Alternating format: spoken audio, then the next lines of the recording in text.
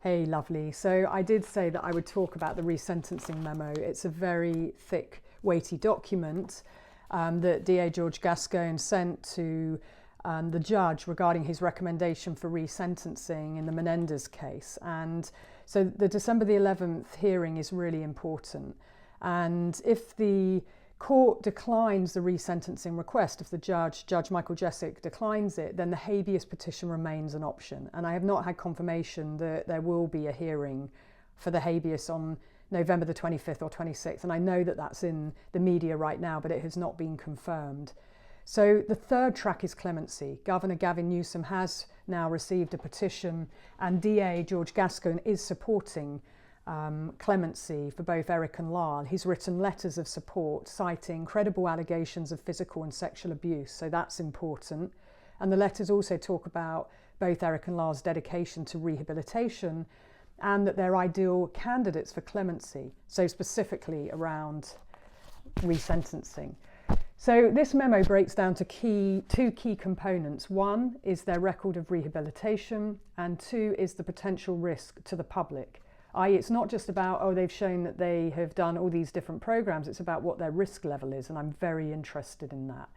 And in here it talks to evaluating their criminal record, their life history, and potential risk to the public, and considering special circumstances contributing to the offence, so to the fact that they killed their parents, if they experience psychological, physical and/or childhood trauma, including abuse, neglect, sexual violence, or IPV, intimate partner violence, or trafficking, or if they were youthful, if they were young. So we know they were young, we know that they were abused, and George Gascón accepts that. I do think that there should be coercive control mentioned in here too. I think that's a huge oversight that I would like to see in all assessments, because it really does have such corrosive impact on a child's development, and they're dependent, they're not able to just leave, and they don't have a voice. Things that I talk about on the Crime Analyst podcast, so do listen to the series on the Menendez case, but also on many others like Jo Simpson, and it's the anniversary of her horrific and brutal killing today. So the court will also consider, and it talks to it in here, the disciplinary record of both Erik and Lyle, rehabilitation whilst in prison, their age, at the time of the offence, but also now, the time served, so 34 years and 6 months, and diminished physical condition. And it will also look at risk, whether the risk has reduced, and if there's evidence that circumstances have changed since the original sentencing, so that continued incarceration is no longer in the interest of justice. So that's a very important part. Is it in the interest of justice to keep Erik and Lyle in prison? I don't believe it is. And the purpose of sentencing is punishment, rehabilitation, and to be restorative. And in here it talks about the presumption in favour of resentencing if there's no risk to the public. So the important thing when looking at this memo is that when it starts to go through the details, and I've got it on my legal pad, well, one, they're low risk of committing new violent felonies, and that's because they're in their 50s, 54 and 56, so age is a factor. And two is that they were young when they committed these offences. They were under the age of 26, so immature, reckless, irresponsible, impetuous, and also they were abused, so incomplete brain development. Three is about the evidence for physical and/or sexual abuse. Well, there's a lot of evidence. Erik and Lyle both testified to it, but so did other family members. And they also testified to the fear that they felt for both Jose and Kitty, the two of them together. So that's talked about within the document. And just in terms of rehabilitation, I'm going to try and nutshell it, but so both of their risk of reoffending is 1. The scale's 1 to 5, but it's 1, so the lowest that it can be. In terms of education, both of them have got degrees. They both furthered their own education, even without the possibility of parole. Erik's learned sign language to be able to communicate with those who are disabled, who cannot speak.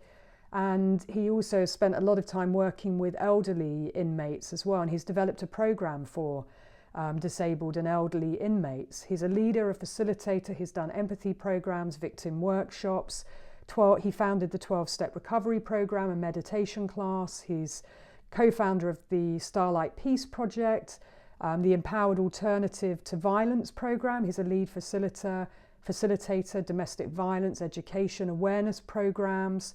Victim awareness programs are designing and developing empathy and coping with anger. Youth work about helping young people understand the decisions he took and regrets to try and steer them out of making bad decisions. He's described as being patient, compassionate, respected, contributes to children of incarcerated parents. He's seen as, a corrections officer said, he shows an impressive display of rehabilitative behaviour. He gives above and beyond to help people. And he's been commended for his behaviour by another corrections officer, Jay Nolan, for his maturity, his growth, his dependability, his leadership qualities, his respectful, cooperative. I mean, it just goes on and on and on. So 22 pages for Erik. For Lyle, it talks to his risk being one, his overwhelming record of rehabilitation.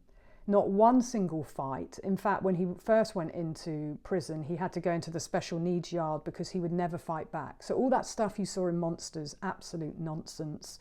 He excelled in the academic environment. He's got degrees. He's recently graduated. He's been a great asset to the prison community. Incredible asset. It's written up here. He's been a rep for 10 years for prisoners in Northern California.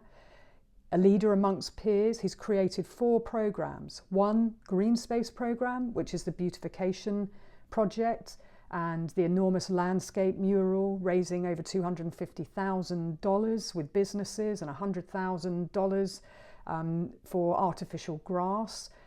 He's founded the Rehabilitation through Beautification. The 3rd program, Adverse Childhood Experience, which is about rehab and understanding your childhood history, so what goes on in childhood, and the link to decision making and criminality. So that's huge. ACE. He's developed programs with youth, exclusively young offenders, and a wire bulletin for communication with inmates. The empathy course is done, insight and meditation.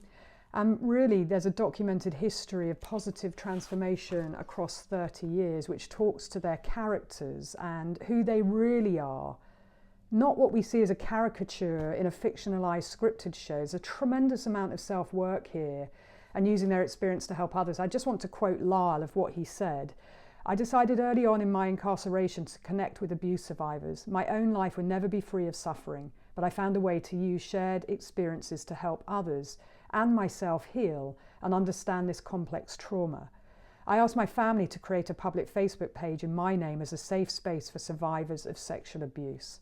And Erik's gone on a journey of healing, and he talks about growing into empathy, being a loving, caring husband, father. He's trying to lead with compassion and really wants to help his community.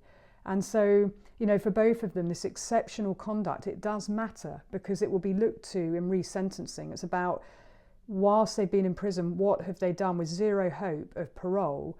And also, what's their post-prison release plan? Because the Governor Gavin Newsom, will look at that, and the parole board will look at that too. So this really is a document showing consistency of character and exceptional conduct, spanning, we're talking about 30 plus years with a low risk of reoffending. So those two things together, I think it's going to be very interesting what happens with Governor Gavin Newsom's decision about resentencing. He can't change the conviction, but could, like with DA George Gascón, go down the resentencing route. So I think that's going to be very interesting. And, it could happen quicker with the clemency petition in, or it may be that it goes to Judge Jessic to decide. And then if it goes to a parole board hearing, if it's agreed, then it may take longer. And there would be conditions based around them regarding their parole. But what someone does when they're 17, 18, what they do, when they're 20, 21 is very different to who they are when they're in their 50s. So I wanted to share that with you. Let me know if you think it's helpful. Do listen to the Crime Analyst podcast about the series, because there's so much more in the podcast. So thank you for watching.